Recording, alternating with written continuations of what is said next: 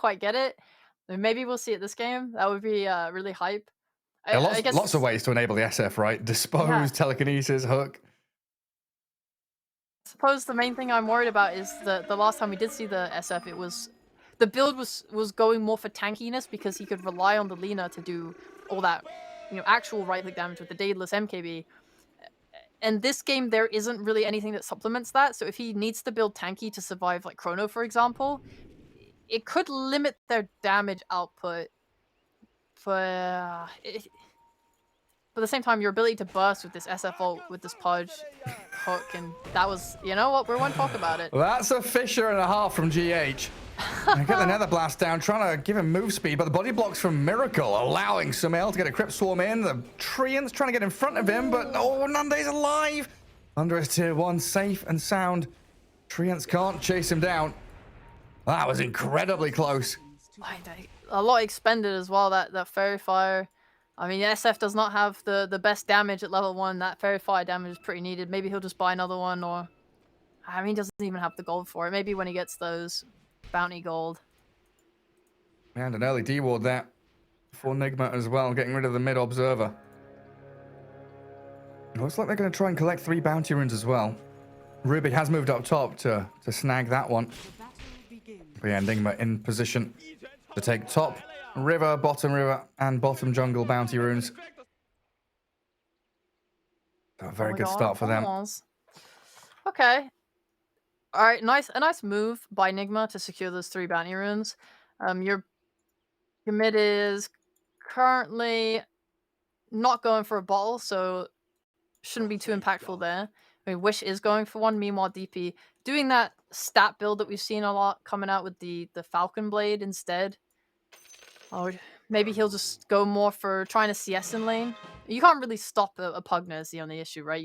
He gets this Decrepify. He's going to be using it on ya. He's going to take the range creep, whether by force of Decrepify or just with the blast from Never. I think they should just be trading farm a lot in this mid lane. Maybe, I think support rotation is going to be the biggest factor in how that goes, moving into mid game especially. Like, on these power runes, if Earthshaker is coming mid, how many times have we seen Earthshaker get picked and there's just a quap? It's always some quap or jumping hero, Void Spirit. A park. Yeah, like, God, it's so annoying, but this time there's actual threat. Yeah, there sure is. There's so much to look out for this mid lane as well. Like, if you think about DP wanting to rotate with Exo, get involved in some of these side lanes at like level 7 or so, then Pugna's threatening your tower. But it feels like the laning stage is going to be extended quite a while in this mid lane. So there's even more time for what you're saying, for supports to rotate, think about guarding runes and playing active in towards their mids. On the other side, though, there's no reason why Pugna 6 can't mean some good rotations from Brame supports. I'm not sure about earlier levels, just because, DP, one of her things and one of the reasons that she gets picked into like stronger lanes in the off lane is because she doesn't mind being in the middle of a lot of heroes. She just has Siphon. So if Brame was to come mid with, say, Marcy and jump on her, throw her back into the middle of her and Pugna, she's just going to get 2 Siphons off and kind of just walk it off. So I think they need that life drain maybe to kill her, unless Wish is able to really kind of whittle him down. But that's so hard nowadays in the mid lane with these war runes. Yeah, war runes, wands, raindrops, all sorts of goodies you can bring to bolster your lane. Yeah. And Nigma have like the strongest. I feel like this is the strongest lane of this patch. Faceless Void Chen. Miracle is just going to get farm.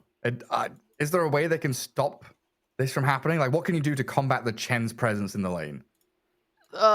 First of all, they've already done it.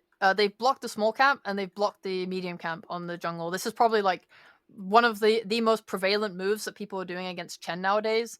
I think it started with LGD. Then we saw teams like Liquid doing it. Now we see Brame doing it. Other teams are doing it too, but I can't recall the names of.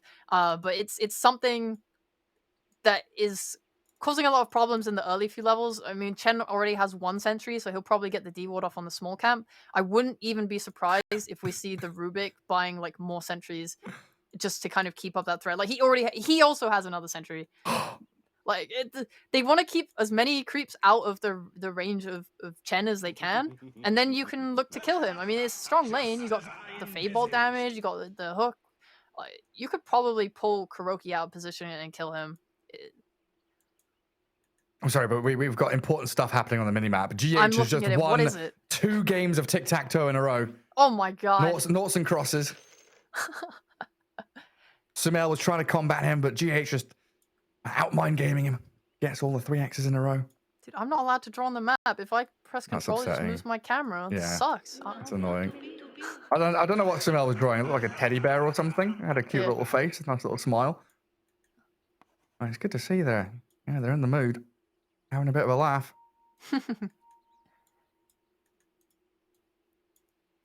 Yeah, I guess we'll be waiting a little bit longer. Yeah, looking at this bottom lane, Mind Control Prophet with GH Earthshaker. That is a very scary one. Especially, like you said, Shadow Phoenix spending Fairy Fire. Not having that additional bit. He has bought himself a new one. It's on the courier coming. He's got a pretty long walk down to bottom lane, and he's going to be there after the creep waves meet, it looks like. GH has gone for a kind of hybrid build of not going boots all in, but he wants to basically just like block the waves and give Mind Control a good equilibrium in the lane, and that's like the most important thing, because sometimes you'll see Shakers do a multitude of things. They might go boots level 1, and they focus on just dragging the wave as much as they can, and that's all they want. You might see a stats build where they get some sticks and branches, and just try and trade, and that could be an option, honestly. Like, Shadow Fiend level 1 is not the biggest threat in the world, so if they wanted to just work together to use Treants to kind of click the Marcy down, then that could have been an option. But instead, he's going to go for Windlace, which gives him the move speed to kind of play away from Marcy a little bit, potentially go for that drag if they want, but also getting the stick so that he can trade a little bit more, and the clarities to help block the waves. And then... Sorry, go on. No, please, Gary. I just like trying to play against what you've just said. It's kind of difficult to get pulls off against Earthshaker and Nature's Prophet as well, right? They're very good at contesting with Fissure and Treants to make sure that while they're upsetting your lane equilibrium, you're not able to reset lane equilibrium yourself. Yeah. But Miracle getting a bit of frantic scribbling on the map. He's come on, let me get started. I want to hit some creeps. I feel that, but I guess on the other side, like, yeah, sure, these are all the highlights of like how this offlane can play, but if they don't get what they want and Brame gets levels, it's really scary to play against. So Marcy is going to have this rebound, like level 1, especially knowing that GH doesn't have the stats to really trade properly. You can just rebound onto Mind Control, hit him up. You have the raise level 1 on Shadow Fiend. They're probably just going to try and like go on him. At level 2, if they're able to get their level 2 first as well and not get too many denies from this Treants, another effective thing is if they hit 2 first, you have this rebound, you have the dispose back into a triple raise. That can be death. That can, absolutely can. Yeah. You got a bit disengaged there from the Fissure, of course, but at the same time, like, especially if you somehow end up near the tower, like if Earthshaker steps a little bit out of line, you can just throw him under the tower, get that kill. They definitely might. It definitely looks like they might have to play around some pulls and not just focus on lane domination, because one misstep can cause death against Brame. Yeah, then you add in the effect of, later on, maybe we see the TP rotate in from a Pudge or a Rubik. Even more displacement abilities can drag these heroes around. I'm definitely excited to see them move in towards these mid lane, get into the side lanes, get that action going. Dude, this is so weird. In game, I can only see DP's drawings on the map. That's why I was so confused what you were talking about. Because now I'm looking at the stream feed and I can see everyone's. Yeah, I see everyone is scribbling on the map. So like, tic-tac-toe, what the hell are you talking about? Yeah, GH and Sumail were playing it. They had like 3 rounds of it. Some of them were cheating. So both of them were playing X's, so there were no noughts, there were no O's. Do you prefer to be nought or cross? Cross. Yeah, same. Just feels more satisfying putting an X through. It does. Just put it in that box. Yeah. So, is there a chance for Pudge to be left alone in that top lane against a Void and a Chen? Like, I'm looking at this Rubik and wondering if he can start rotating around early. Just have to play the lane? You gotta... Okay, you can do it, but you gotta make sure the lane's in a good spot. Because if you can drag... Well, I don't know if you want to drag a wave so much on Rubik, but if you can have if the hard camp's unblocked, if you pull it, if you... I don't know, say you use Fade Bolt, right? This is key tool of laning as a Rubik. It reduces the damage of both enemies and all the creeps, right? which means that your lane will naturally push because you're doing damage to creeps and you're weakening their damage against your own creeps. So it will push under the tower. When you push under a tower, it means that the wave will naturally begin to push back in the opposite direction, just because the tower will, kill all that wave. The next wave will end up under the tower as well. That gets killed, and then it just pushes to your tower. In a situation like that, suddenly, I'm speaking way too fast for how long we're being paused. I'm gonna milk this point. Sorry. So, So in the top lane, as soon as that tower has killed both waves, now it pushes back. And when the creeps end up in front of Pudge's tower, he's pretty safe. he's The happy. main yeah, he's very happy. The main tool that Nigma have in this top lane is if the creeps are under their tower instead, they have a long lane to chase the Pudge down. And he's really, slow. yeah, he's slow. You can do a creep block, all this stuff. I mean, obviously, the nice thing about Pudge here is that he can hook the creeps that Chen take over. So that is obviously a lovely thing there. It means he can't use it aggressively to kill, but it does alleviate some of the pressure. But yeah, Right. if he can get this creep wave in front of his tower, he's peachy keen. Can't run him down, can't block him. Rubik's free to go look for the runes. There's also a chance, obviously, that they say, I'm gonna sack you. I'm just gonna rotate anyway, and he goes fine. And he just tries to farm the hard camp with the hook, or he maybe goes to his triangle and kills the creep in the hard camp there instead. He has options. You have to kind of weigh up. What do you like more, Gary? Do you like the Pudge getting farm, or do you like the runes? And I think in this matchup, it's probably runes. It's runes. Yeah. Yeah. Get runes for your Pugna. Make sure Wish has a good time in that mid lane. Yeah. Because at the end of that draft, you were kind of looking for a playmaker from Brame, and they swap things around. They pick that Pugna, they move Pudge into the off lane. Is Pudge enough of a playmaker here? The fact he has Marcy and Rubik as his two supports, they've got displacement for days. Is their team fight going to be strong enough facing against Echo, Chrono, Exo? They're not playing, I think, to team fight straight up into Nigma. They're playing to use the Pugna and the Pudge to save whoever gets chronoed with Hook or Dismember, Eat, or Decrepify, and So you're poking, you're baiting, you're resetting. Yeah. And then they want to steal and kind of re-engage, because you're gonna have hopefully your Rubik's gonna steal a Fisher, or your Rubik's gonna steal Chrono. Yeah, or Exo. I mean, the Chrono obviously doesn't work on the Faceless Void, but if you can Chrono the rest of his team, you have all this damage from Pugna and Shadow Fiend to kind of unload into it with a hook follow-up, what have you. So I think Brame's game idea is going to be to just not give too much away to the cooldowns of Nigma and then make their move. It's always one of those big things. You die to the big wombo combo, respawn, immediately smoke, go out and play that map as quickly as you can. And you're looking at, 160-second cooldown on Chrono at level 1. DP is pretty much the same story, 150. So you've got solid 2 minutes or so. 2.5 minutes.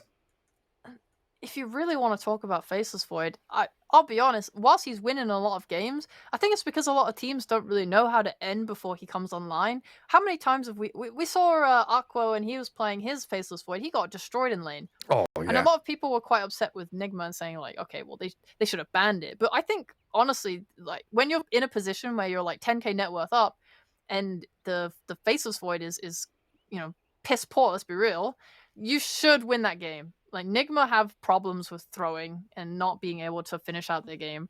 And hopefully, looking, for Brame here, if they are in that situation, they won't be the ones that throw. I mean, whoever wins, but when you're playing against Faceless Void, you're clearly on a timer, and you have to kind of respect that. No matter how the game's going, he's probably going to get a Maelstrom, he's probably going to get a Midas.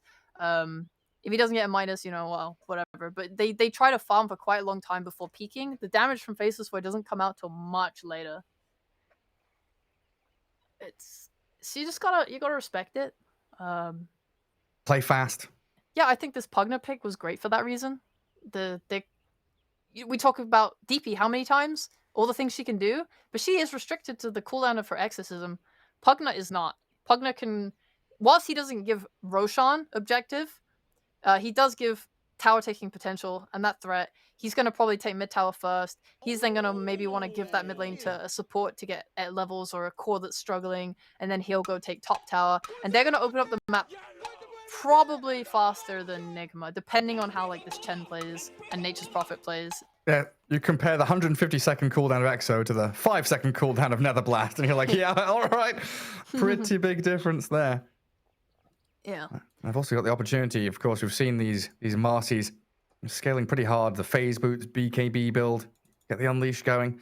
But Ah, but yeah, when that's it's in true. the hands of Spartan, he is and always has been the not even just a position 5, but position 6 or position 7 player. You know, he's very selfless.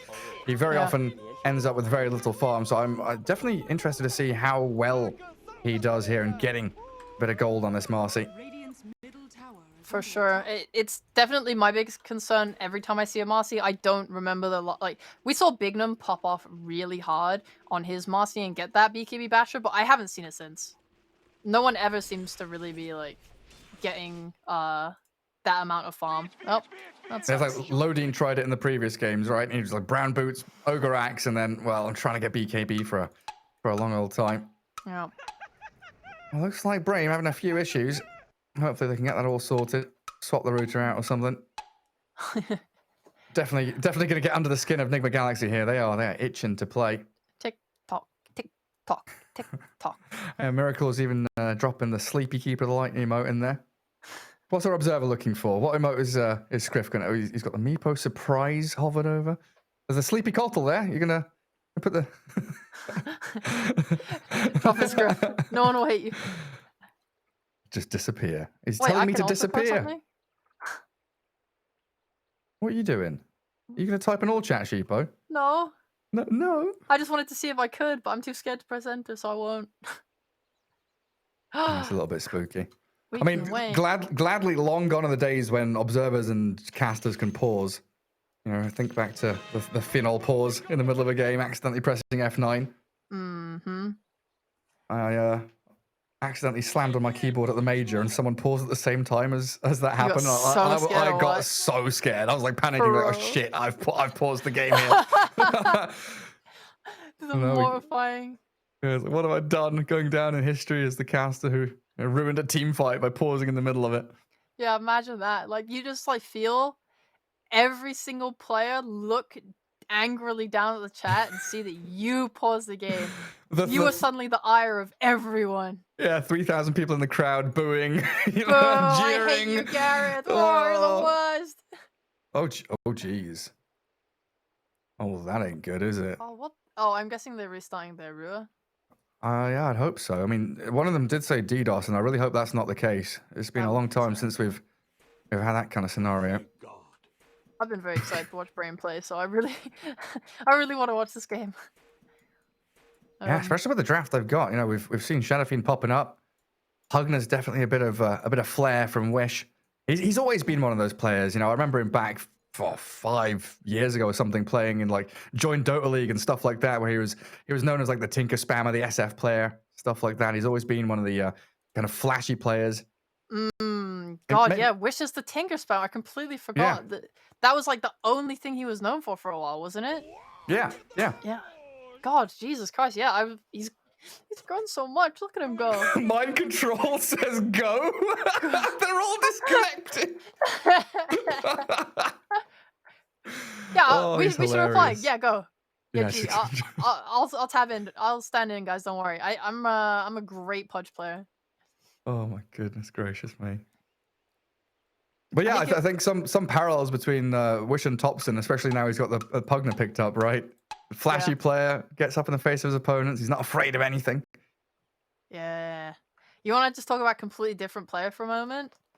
I woke up this morning. I stretched my arms like, oh yes, what a great day to be alive. And then I opened my PC. What do I see? My boy Alacrity from Southeast Asia playing Meepo. Oh yeah, what a good day. First time picked in these quals. Did he win? Yes, he did. I think they went on to lose the series, which is sad, but I think he won the Meepo game. I was kind of nice to see he bought the Ags as well with the new dig. Is that the one where you go underground, you're like invincible, like stone form from Visage kind of deal? Yeah, exactly. But they really hyper buffed it in the last patch where it doesn't have channel time anymore. That was like probably my biggest grievance with it previously. I was just like, bros, this thing is on a 50-second cooldown, and if I use it and it gets cancelled, it goes on cooldown. Like as in if someone cancels it with a silence, a stun, a root, anything, you Yeah, just that's not like put. great. Yeah, I was like, this sucks, man. And now it's honestly very OP. The hero just kind of still sucks in the early game, which is annoying. Which is why I think a lot of people still aren't picking the hero. But it was really cool to see them play it in that match. Oh, And are we we're going? blessed. We're blessed. All right. I We're nearly blessed stopped. with Dota 2. Yeah, you're lucky. You got out of this one. I was about to talk about Meepo for like 10 more minutes, bro. That's what I was about to start asking you questions about me. What kind of items do you Oh, build? What pause do you the do in game. lane? Pause the game. I'm cutting the internet. No, we're back underway. Game 1, best of 3. If you're just joining us, lower bracket round 1 here. Nigma did get dropped down by Goon Squad, so they're playing up against Brame to try and find their way towards the International 11. Brame, no slouches. We have exhausted every single possible way that these lanes could go. I don't even know what to talk about anymore. I will simply narrate what's going on. Miracle with the last hit on the range creep. That's my job! No! 11's about to get a last hit, bro. Oh, the rebound in onto mind control. And then run away. Okay. Alright, so let's take bets. Where's first blood gonna happen? I think bottom lane. Okay. I also think bottom lane. What should be Chen? What, Chen, get the first blood or be first blooded? Get the first blood. Alright, I think the nicest thing that maybe they could do bot is harass the Marcy down as much as they can, because she wants to jump in, right? If she is jumping in and trying to dispose you back or what have you, she'll probably just die if she does it on low health. She doesn't want to risk that. So if you can just harass her, keep her off the lane, then when she hits that level 2 timing, it makes it much harder for them. They do have a salve though, which means that they should be able to be fine for that timing, that they feel they can go in. Yeah, we definitely see how difficult it is though to contest pulls and reset lane equilibrium in that bot lane against Treants, against Fisher.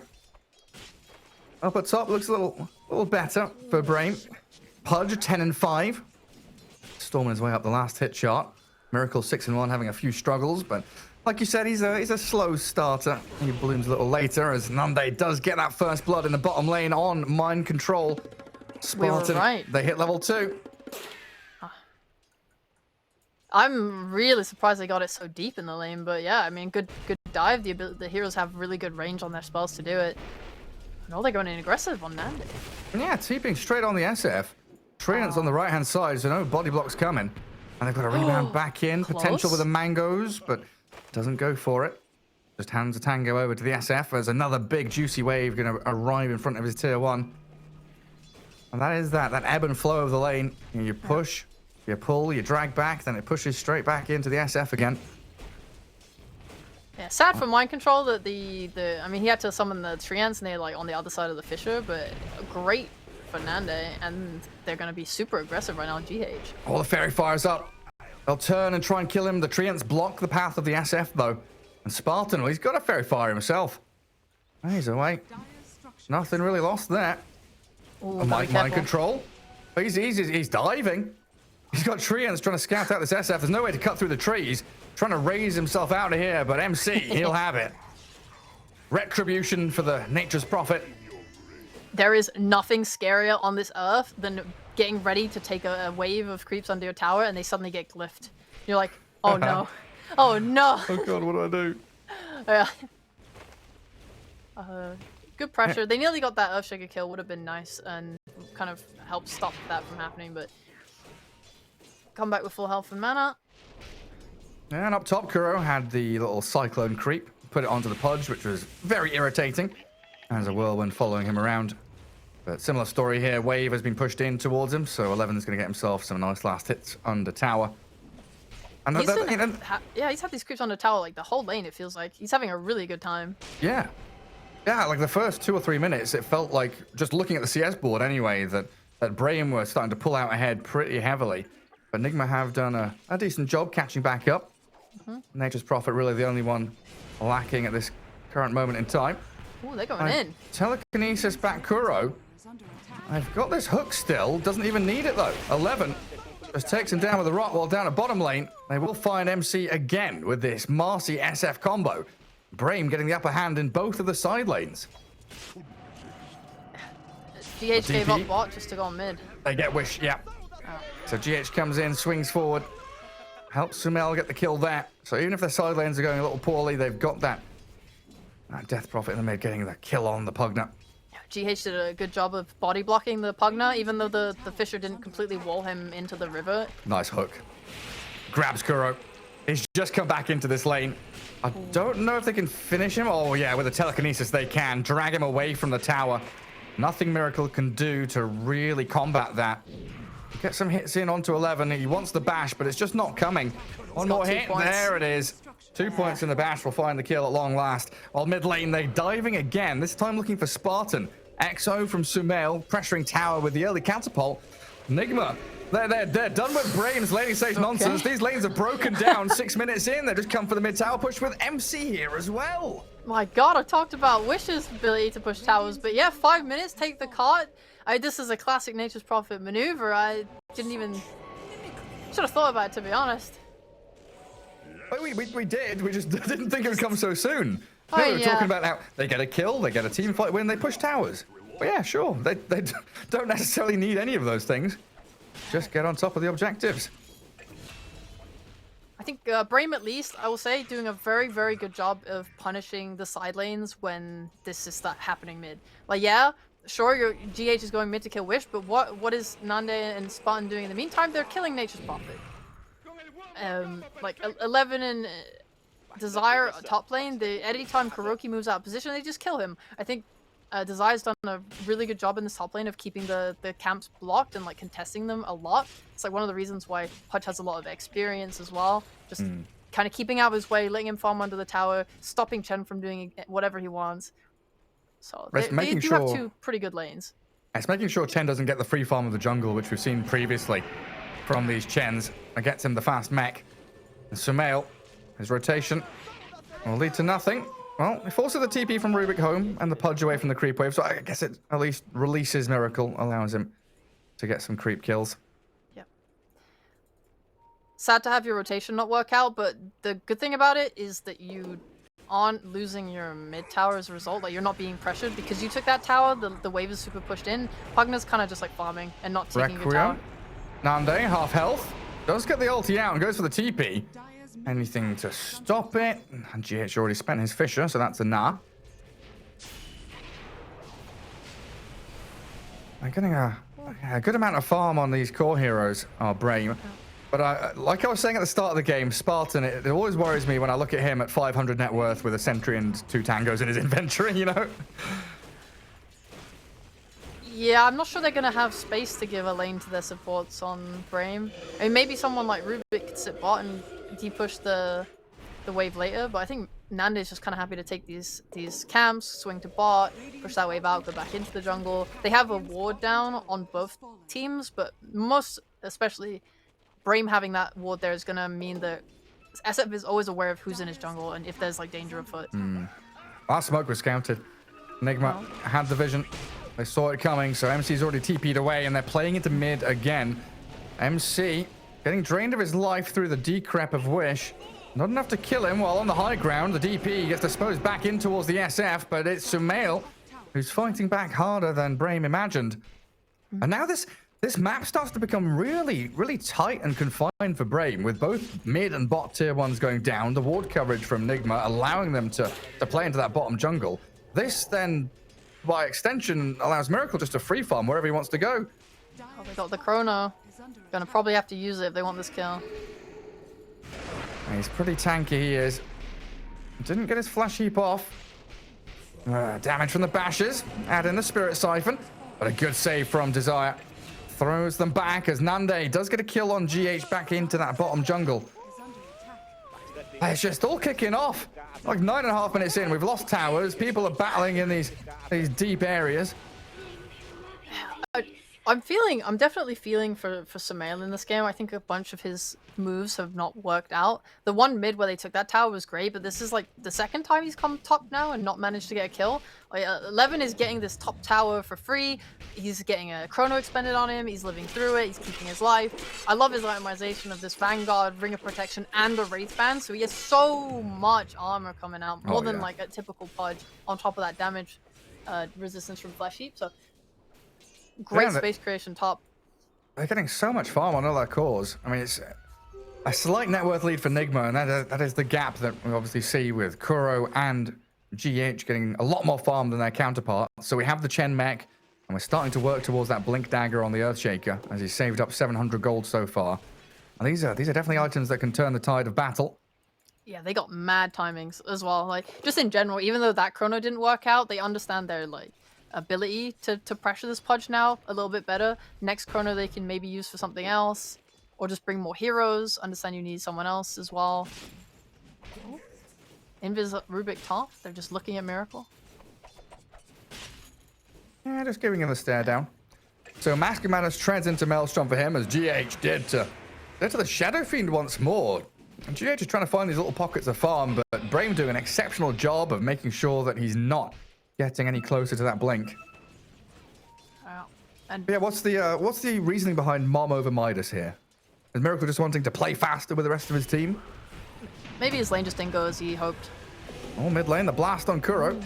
Mech buys him a little bit of space, but Spartan able to finish the job off with Wish.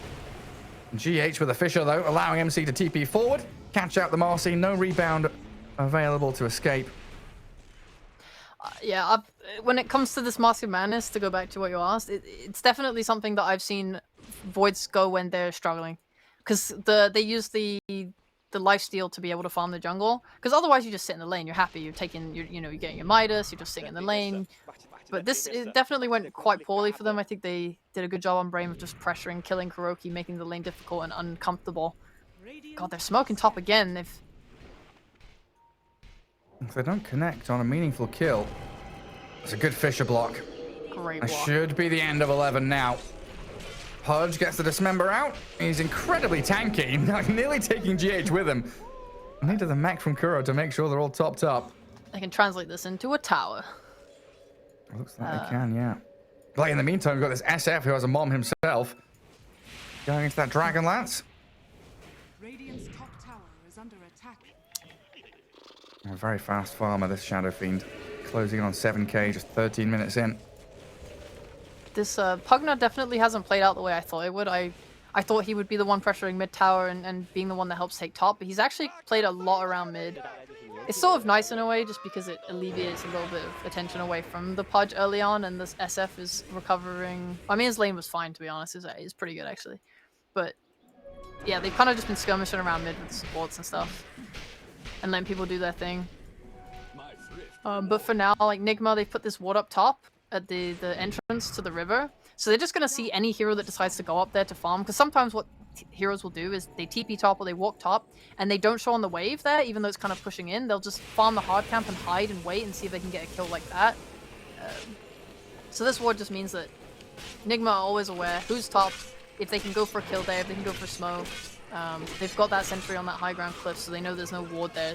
There's nothing scouting them. I don't think Brame have really invaded their jungle at all, so I don't think they think there's any deep wards either. So I think top is pretty secure for Nigma right now. Yeah, they already brute force mid and bottom lane, so they can breathe. Mind control. Caught by the rebound, dispose again. Spartan and Nande pairing up beautifully to find that kill, but the escape might not be as easy. Chrono is here, ready for Miracle, but the Requiem is going to fear them away. Spartan with the Unleash finds a double kill for Nande. Shadow Fiend picks up the double.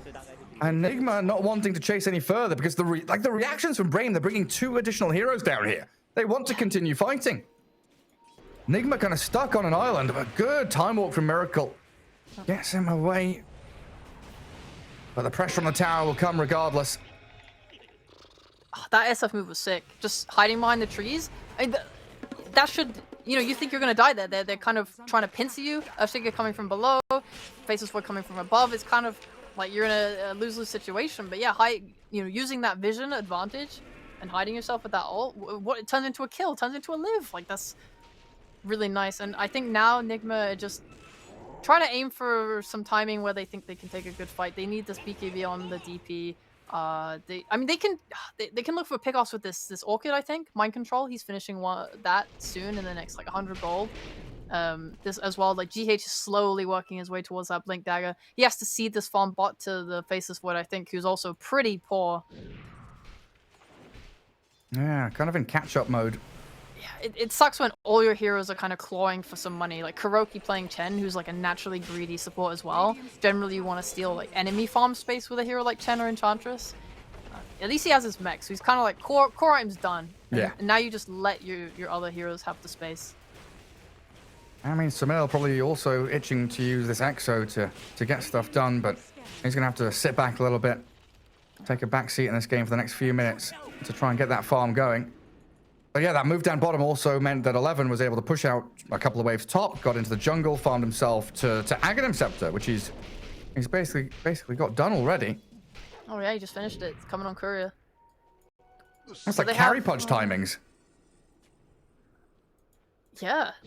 I'm just thinking now, like, are they ready to go? We're about to finish a vessel on Pugna. I mean, they're smoking on Nigma now. They do have the Chrono. Like, they can definitely take a good fight. It feels like they need to. Yeah, the Orchid is done on mind control, which is a big point. Well, this is one of those things, right? We pointed out in the draft. If they win a fight here, get 2-3 kills, they could think about Roche. They could think about these big objectives on the map. Spartan's going to be the one that breaks the smoke. Good silence from Sumail, though. Catches them both. The supports are down. Chrono landing on SF means they'll all vie for control of that high ground as they sprout and catch Nande. Decrep life drain, heal back up. The save from Wish gets him away. He's hasted. Speedy SF gets out of danger. Echo Slam from GH will catch the Pugna, though. Find the extra kill. So they do swoop through and find 2. Marcy somehow escaping that with her life, rebounding away from danger as well. Oh, so she did. I totally thought she died. I thought she was gone. I was gonna correct you, like, actually, it was 3 deaths. Alright, I mean, it's not ideal that you didn't get the SF, but it's definitely a successful smoke. Any kind of move like that, which alleviates a little bit of pressure from your map and gives you that gold from kills, is gonna be alright, but you can definitely make moves now that Chrono's down. That's the thing, though. Like, does it alleviate pressure? Like, no, it doesn't. I lied to you. I lied to you. You spent all your cooldowns, got a couple of kills, and again, you know, we pointed out this during the draft. They just wait to respawn and go out on the map to play the game. Get the Roshan. Get the Aegis in the hands of the SF. He's gonna Requiem the Roshan as well to make sure no one's jumping in. No stealing at all. Alright, well, you know, it alleviated pressure for 1 minute while they did the Roche. You know, just during that one moment, free CS, baby. Yeah, free farm for Miracle. He's got his Maelstrom now. Trying to work on that BKB. DB's about to have hers. Miracle's quite far off his. So is Mind Control. Brame, I would say with this Aegis, they can use their Pugna to take top tier 2 if they want. Looks like they're already angling up there with other heroes a bit, but they're taking it kind of slowly. You don't have Echo Slam. You don't have Exorcism. This would have been a good moment to kind of brute force it, but I think they just still scared. You can always get that like Fisher block off it and get bursted down, right? You gotta play it a little bit safe. SF doesn't know the meaning of safe. Just pushing out waves, getting up in that top lane. Hey, he's got the Aegis. He's feeling it. I think Brame still want to play for their map control. Because Nigma, on the other hand, like, what are the things that they can do during this Aegis? They want to keep farming. They are aware that the later the game goes, the stronger Miracle is. This is their win condition. The Faceless Void outcarries all. So he's happy to just sit in this triangle and farm as much as he can. Meanwhile, Mind Control with that global presence and the teleport, he's able to just split push and throw out these trees. If they commit all their heroes to top to try and take a tier 2, I mean, GH is already set up there. He wants to defend it looks like. And Mind Control's just going to pressure bot with the tree ants, and you might lose your tier 2 while not even taking theirs. So I think not GH, but Nigma just want to delay. Yeah, they're all greenlit now. Everyone's got their ultis ready. And prepping with wards kind of shallow in their jungle. Try and see anyone coming. And Miracle just sticking in that triangle, like you said. Got MC will TP up top. Keep that wave pushed back. It felt like Brame maybe were in a position here where they could start invading a little deeper, hunting for the Faceless Void, but it's been a good move from Nigma to create that barrier in front of him. Make sure there's no real way to get towards him. Now all their teamfight spells are up. We've seen how effective Teamfight was in their series Nigma. versus Goon Squad, yeah. Sumail, the one leading the charge. Smoke breaks. Wish and Desire. Another good two-hero silence, and the chrono from Miracle aiming straight towards Pugna. No one to save him now. And two heroes dead just like that. DD Rune has spawned bottom lane. And it looks like Brame is still trying to get themselves back into their triangle to get control of the map again. But Chen, he just stands his ground and says, yeah, all right, yeah, come on then. Yeah, he's got those creeps. Come on then, Shadow Fiend. Moving in. Yeah, you're going to keep hitting me. Oh, sidekick on SF. That's a little spooky. And the hook from 11 lined it up. Reels him in. Spartan jumping in. I'll aim for the Chen army instead. Remove all of his troops. Radiant's middle tower is under attack. So now another window. All the ultis expended. No, they've still got Exo No, Echo no. Slam. They have two ultis, but the Chronosphere is the biggest. As long as you have a BKB up and you're not getting caught by surprise by GH, you're kind of okay. I do think they should still play, you know, a little reserve. You don't want to be diving tier 2s because that is how you sort of start to group up by accident and then you get Echo Slammed. The Nigma have a really good like way of disengaging this as well. Oh my. Spartan. But if you can jump the Earthshaker and stop him from jumping you, great start to the fight. Blow up GH. Mind Control trying to give chase. Nande thinking about the Requiem. But BKB popped by Sumail to move towards 11.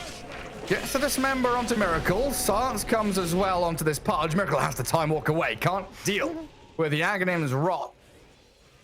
11 is just standing his ground. He's so tanky. It's so hard to kill him. Even using this exorcism. I didn't think that mid jump would go well. I genuinely thought that they would expend the Hand of God. I thought that would be why it's hard for them to ever dive a tier 2 tower, but they didn't feel like using it on GH. I think just because they understand, like, okay, well, he's gonna respawn pretty quickly anyway, and he already got his Fisher off. And this game is slipping pretty quickly. There's not much in it net worth-wise, but in terms of cores getting farmed, Shadow Fiend is right up at the top, a good 4,000 ahead of the nearest counterpart in Mind Control. They've got map control as well, and taking out that mid-tier 2 into the top jungle to grab the outpost. I mean, Nigma, yeah, you've been saying, going into late game, they're going to feel reasonably comfortable with this Faceless Void in their hands, but they need more time to get there. Weather this storm for the next 5-6 minutes. Well, we're bound to hit the Mind Control BKB timing. Miracle also kind of getting in there. And Aegis has expired. I mean, they've been using their smokes on Nigma primarily around this Chronosphere, and now that it's up again, maybe we see that again. It looks like Brame are trying to beat out that timing and you know, start by themselves. They smoke up first. They want to taking the initiative because Nigma are trying to be greedy. They are trying to get a lot of net worth, so they're splitting their heroes on the map, like Void being bot. Just look at Spartan. He's just sprinting towards. Is there a hero here? I'm looking for it. I'm looking for it. I'm looking for it. That is what one tends to do with a smoke. Yeah, well, he's like 1,000 rage ahead of any of his teammates. Yeah, He's got no one to rebound off, nothing. Oh, he doesn't even have a blink. It's very, very... Oh, he's incredibly poor. Yeah, I mean, you were right, by the way. He is, like, position 6. I've been watching his net worth on the net worth graph the whole game. Oh my god. He had, like, brown boots for the longest time. It's Spartan. I remember the days of him playing like Bane and not having brown boots 15 minutes in. Like Jesus Christ. That's how selfless this guy has been through his career. But he brings great huddles, great team fight shot calling. And he is definitely the voice and the leader of every team he's been involved in. Yeah. It's like, oh guys, I noticed there's a sentry in stock. Don't worry, I'll fix that for you. Alright, well here comes the smoke. They do not have Faceless Void with them. His BKB is arriving now. Maybe he'll TP top or just connect to his team. It looks like they're just going to kind of smoke towards Void instead and play it that way. Play off this haste rune. Thanks. MC set up bottom tier 2 as well. The great strength of this Prophet. Similar as the Dawnbreakers, the Spectres of the game. Able to play away from your team and then TP in as they catch the Marcy. Quickly take her down. MC didn't even need to TP, so he can stick it bottom if he wants to. Yeah. I think Mind Control's been doing a nice job of using the Treants to scout things as well. He's just been like sending them around the map a little bit. Like even then, I think 11's Pudge was scouted by a Treant. And he's just like forced a little bit back. Wasn't in position to save the Marcy when they went on it. Well, it feels like they've broken past that period of of spookiness with the Aegis on the SF. Now 30 seconds to wait until fast spawn, and that's where it's really going to start brewing, these team fights. Like if Brame aren't able to get a pick off and go into Roche, I don't know, I struggle to see them like sneaking it or going in there raw, because Nigma do have that chrono, the blink echo, you know, it's so scary. They've got to set up for Roshan rather than just go for it. They're trying to come bottom. Nande, Invis with the Requiem, left across. Fear is there onto the Faceless Void, and the heals aren't enough. They tried with the Hand of God to keep him alive. Now he's dead for 47. And Roche alive in 40.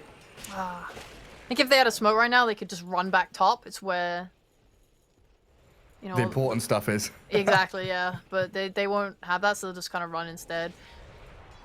This gem on Spartan, I really like that pickup when you're ahead or trying to play a lineup like this where you're a bit, you know, afraid of getting to that late game. Being able to limit how much vision they have, especially when they're playing so many teamfight heroes that want to initiate and want to have vision to know the targets to get. Like, this gem is very important. I mean, Nigma have amazing wards down right now and have had for quite some time. This one in the triangle has gone undewarded for the entire duration. They have multiple cliff wards. This top is so secure for them. Whereas I don't think there's any vision for Brame. They need to think about how they want to tackle getting into this area as Roche starts to approach. Yes, it's definitely definitely one of the struggles when you're playing this 5-man unit against, you know, the Chen, the Prophet, the DP. They're all split pushing, shoving out top, TPing bot to get that lane pushed out as well. Yeah, you know, ping-ponging around the map, trying to contend with and deal with all these issues. And that leaves, you know, Roshan potential team fights open around the pit. Yeah. So they used scan on Brame, so they knew Nigma Galaxy was playing up there. They're gonna play it carefully. I think both teams are now aware that this Roche is the big thing, and I think they're just gonna kind of slowly poke and prod it on Brame. They have the gem; they'll want to like slowly deward as they go. I think Nande being up like this is a bit scary, because yeah, this is, you know, he got scouted. Miracle's literally staring at him right now. Yeah, doesn't want to make the jump just yet though. Yeah, he'll just get hooked out. It's really risky to do that with no vision. I mean, they had vision, but you know, it's gone now. Time to go again? Oh, they're just gonna wait. No, you can't just walk into the pit like this. No. Oh, the treant dies. They're going for it. Nigma. That is damage. Nigma have a scan, and oh god, you're right. This sidekick SF doing 400 damage a pop. Oh, they're running. Roshan is nearly dead already. He's trying to go for the Requiem, but he's been bashed up. Fisher from GH. They know they're inside, and they chrono the SF. Miracle with his BKB, but the save with a hook. Requiem now from Nande. Spartan's about to drop the Sumail, charging towards him, and the snatch from 11 grabs the Aegis inside the pit. MC with his BKB TP. Oh, inside the Sprout. He's away safe and sound. GH with another Fisher block as they buy back Marcy. Pudge holds the Aegis. Nigma spent the majority of their team fight ultis for this, but a minor win from Brame? That was hype. They stole the shot on Nigma, but the Aegis steal was great. I mean, I thought he was gonna go like 8 different ways. Like, okay, SF's in the pit, he's gonna get the Roche, but then the Fisher from the Earthshaker, yeah, he can't get it, and then Miracle's just in there. I was so sure he had Watch that it back. Aegis. Watch it back. It was like so scary. This like total clip on the edge. What a great hook save. Decrep, life drain, hook save. 11 blinks in to grab the Aegis. And a stolen chrono in the end as well from that Rubik. 11, the massive MVP of that fight. Like, not only does he save the SF from the chrono, but then he makes up for like no hero being in the pit anymore to then go and steal the Aegis. Like, what a Chad. It is definitely super sad for Nigma though. Like, they get a shard as a, you know, a little pay prize, but like you just weren't like kind of set up enough. I mean, they stole it basically from right under your nose. They gave that one moment where they walk back and suddenly they lose it all. But and now really a lot on the shoulders of GH with his blink level 2 echo slam. SF doesn't have Aegis, so they make the move on him with a quick lift. The telekinesis stops the combo. No chain stunts for you. 11's in the midst of it all as well. It does die. First life gone. SF turning to fight. Life steals a bit, but Sumail survives. Pudge now stuck up on this high ground, being drifted away. Was that the seal totem allowing him to bounce over the Fisher? Miracle wants blood now. Desire is in the trees. Fisher is there. So the Void can unload a bit of damage onto him, but the hook across into the Unleash Nod. Just a bit of a poke onto Nigma. Make them feel uncomfortable. As Mind Control TPs forward, but won't be able to catch any of the retreating members of Brame. They get the tier 3. They lose the SF and the Aegis. But it's such a fearful situation for Nigma to be in right now. Yeah, that was definitely a pretty poor, like, high ground siege from Brame. Maybe relying on, or, you know, 11's been so tanky all game, maybe they thought he would live for much longer, but he died pretty fast with that Aegis, and SF got put down so low that you're playing into no Exorcism and no Chronosphere. I think they could have taken it maybe a little bit slower just to kind of siege with this Pugna, not overcommit. Now you've lost your Aegis, which feels bad, and you've given Nigma time for their cooldowns to come back up. So I think like Nigma in a very commanding position right now. You see already in their moves, they're just like taking this triangle area, trying to get as much map as they can in this period of respawn. This is the kind of mistakes that I think are going to give Miracle this way to get the Skadi, get the damage item, whether he wants to go something like an MKB, a Butterfly. We've seen Butterfly be very effective, just more and more attack speed, more and more agi. Yeah, it feels like through. I'm struggling to really describe my emotions on this because, oh god, Nande. Oh, he's been dusted. He's been spotted inside his Silver Edge, caught out by Miracle and Sumail. They've got a hook across on the Faceless Void, though. Gets his BKB off before the Dismember, but the Shadow Fiend's down and out, and Miracle is chasing the Pudge with a Chrono on him. They'll find 11, and yeah, Nigma have broken past the fearful phase of this game. They've got towards mid to late game now with this Faceless Void. It was looking like Brame were in such a dominant position with the Roshans they've taken, with a move up to high ground, but maybe handing too much to Nigma now. You can never get carried away. It's the one big problem. You gotta keep it tight, keep it clean. And we've seen how slow some of these games can get with these teams not wanting to give anything away. One small mistake. Obviously now they did use their cooldowns. It becomes another back and forth of, okay, they've used Chrono, guys, we can go fight. I think SF, when he respawns, he needs to just recouple his, souls, and then maybe they could make a move. This is a Skadi finish now, a Miracle. He's looking really good. I think Mind Control as well, finishing that Bloodthorn, it really showed off for them in that last fight, just how easy it was to kill Pudge in that Chrono with the extra damage and crit. Yeah. And this Faceless Void just feels like such a trump card, He's got late game security with scaling. He's got team fight contribution through Chrono. It's always one of those kind of safety nets you have here as Nigma, having overwhelming team fight through him and the Earthshaker. Oh no, Brame. Nande. He goes up high ground, hits into Sumail a couple of times. But look at GH. Eyes on him. Wait for that Blink Echo Slam. He's hidden. There's no vision. Oh, but they have spotted him. They get a bit of ward coverage on the high ground and trying to play towards Miracle's Void. Hook into Dismember, but the BKB comes. The stolen Chrono onto Sumail. Locks him in place, but they found the Rubik kill. Snipe him in the back, and Sumail's too tanky to contend with. Spartan tries to unleash, and Shadow Fiend thinking about the Requiem.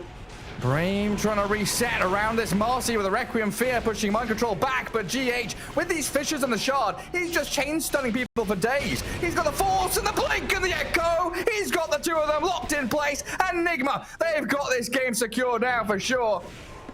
2 cores gone, the chase for more. Oh, the hook will try and save the Rubik, but it's not going to work. The stolen Echo Slam looks fancy, but doesn't do a damn thing. A triple for Sumail. He's going to be crowned the king of this game now as they break up high ground. Look for these tier 2 towers in the middle lane. Maybe push up top for the tier 3s. They've killed all 5 of Brame. Yeah, you could definitely take... got a lot of racks here. There's not very many buybacks. You have 30 seconds till SF's up, but that's without souls. So they can take this top here, maybe then swing around to the mid tier 2 at the least if they want to play it carefully. But Chrono's back up, Gary. You're respawning into a Chronosphere. They're starting to play their cooldowns the right way. Hey, we're like, okay, Chrono's down. Now we got you with the Echo Slam. Now Echo Slam's down. We got you with the Chrono. Ulti cycling to perfection. Yeah, Sumail with his Exo takes top lane. Mid tier 2's easy, and they just walk up the ramp. Doesn't feel good to be a Brame fan right now, but they still got tools. If there's a Chronosphere, but they still have the Pudge Hook to save from it. You have the Pugna saves potentially as well. But this is looking like maybe another Rax here if they can't stop them. Miracle just gonna shrug it off. Middle barracks has fallen. And 2 lanes of barracks for Nigma. Really hitting their stride now. Mind control swiftly down to bottom to push that lane in. And Brame, they've spent so many of their smokes. They've got 1 on the Marcy. It feels like they've got to do something here to get in behind Nigma, find the Earthshaker, stop that surprise initiation. Because allowing Nigma just to come up high ground here. Risky prospect. Requiem left. Dismember in. They found Miracle. They've got the Faceless Void. Beautifully executed by Brame. Hand of God will try and keep mind control alive, but that's not working out for them. Nande picks up a double kill as they hold their high ground. That area control with the SFL is so sick. Just like no one can really get in and save him because everyone's feared. It's very nice. And just being able to cover it as well. How many times they've done this game where Desire just gets that lift off, which just makes sure that they cannot react at all to the ult. I know they were doing that earlier. I didn't check if they did it then. but yeah, super well executed, good defense. I was getting worried because I was like, yeah, they don't really have that typical team fight spell like a black hole or the Echo Slam, Chronosphere, things that kind of ensure that you can fight back like that. But yeah, they use that Requiem very well. That's Gives so them nice. bit of breathing room. They still have Chrono when they respawn on Nigma though. And Brame do recover their gem. It was left on the deck in the Radiant Triangle, so they've managed to find that back. 2.5 minutes for next Roshan as well, so yeah, it's plenty of time for Nigma's cooldowns to come back up. Maybe even get a team fight, use them, reset, and then go Roche with the next round. It felt like seeing those previous fights, Brame really struggle when their initial jump goes poorly. Because we saw Nande just walk in and start to click away. And you had this like Rubik Chronosphere onto the DP, but I think Void kind of jumped away and he just sort of altered the quick, snappiness of Brame's initiation. And because it elongated how long the fight went off, like the BKB started to run out, everyone was sort of starting to be a little bit out of position for all this team fight, and it just kind of, I don't know, put Brame on edge, and they had to kind of start to run away, and everything sort of fell apart. It feels like they really need this sort of, in a situation like that anyway, it feels like they really need that quick jump and kill. Like, someone's dismembered and then they're dead, or someone is requiemed and then they're dead. Right? Anything that goes longer, you start to be at threat of all this DP damage, this Chronosphere, this Echo Slam. Even like Mind Control now is just scaling as that 3rd core where he has the Nullifier and the Bloodthorn. The Doomstick, it's ready. Yeah. But a great close game. Thinking about item progression, I keep looking at Spartan, honestly. Like sheep. Please don't look at him. He's fluffy flawed. hat. He's got a wind You're making blaze. fun of him. Oh, poor little guy. Alright, here we go. All spells up. Ooh, Everyone's ready. 11 Pudge blinks away. Caught, but dragged away with the telekinesis and dispose. Spartan is open. So they'll chase him down instead. And now Brame a little separated. Yeah, Nande has to TP away. Do you think Nande's like terrified as his Marcy is just running directly behind him in his direction? It's like, can you run somewhere else, please? You're leading everyone towards me. Go south, go south. Go south. Run. This That's entire okay. map just crawling with Nigma heroes, though. And they go top, they swing there, take control of triangle, they're into mid, pushing wave. MC grabbing outpost down bottom. I think anytime you're Brame, as long as if they're using their smokes and they're not getting a core kill, I think you can be pretty happy with that as Brame. Oh, he is seeing mind control. They do have eyes on him and kill off the Nature's Prophet, but I think that's a price Nigma are willing to pay. 2 heroes, 3 heroes showing bottom means Roshan is a freebie for them. It is. Good heads up though, I think mind control has been playing bot the entire game, which is obviously really good because he's constantly applying pressure, he's making you have to think about that lane, he's making it so that, Brame are committing a Rubik to the bot lane and stuff throughout the mid-game instead of being able to run as 5. But yeah, at some point you recognize the pattern. Okay, he's gonna be there, let's go gank him. And it was a really nicely executed gank there. Oh, going on 11. Oh my god, yeah, miracle. Just goes in with a chrono, the Ags, the stolen chrono back. Spartan's already dead, and 11 trying with his BKB, with the life drain healing him, but Wish becomes the focus of Miracle now. There's another fight in the back as well. Focus all over the place as Nande. Oh, can he get away from this? He's spent everything. No Silver Edge and no Hurricane Pike, but he has the life drain until the stuns come. GH and Miracle landing the Fishers and the Bashes right when they needed to. Oh yeah, they got that nullifier now on mind control that makes the save from Wish so much harder to put out. I mean, they're dealing too much damage for this Pugna life drain to mitigate as well. There's no buyback on SF. So that means Exo from Sumail will lead to Mega Creeps. Mind Control TP's back across after buying back himself. Desolator there for MC. Gonna shred through these buildings. Miracle trying to take down the Nether Ward, but just poking at Wish a little bit there. Try to put this game out of contention now. This Aghanim's Void, incredibly irritating with this shard on top of it. Just time walking, rewinding, bashing on his way through. And Tier 4's open season for Nigma to break down these buildings and close out game 1, 41 minutes in. 20 more seconds for SF, but in comes Miracle. Bashing, cruising.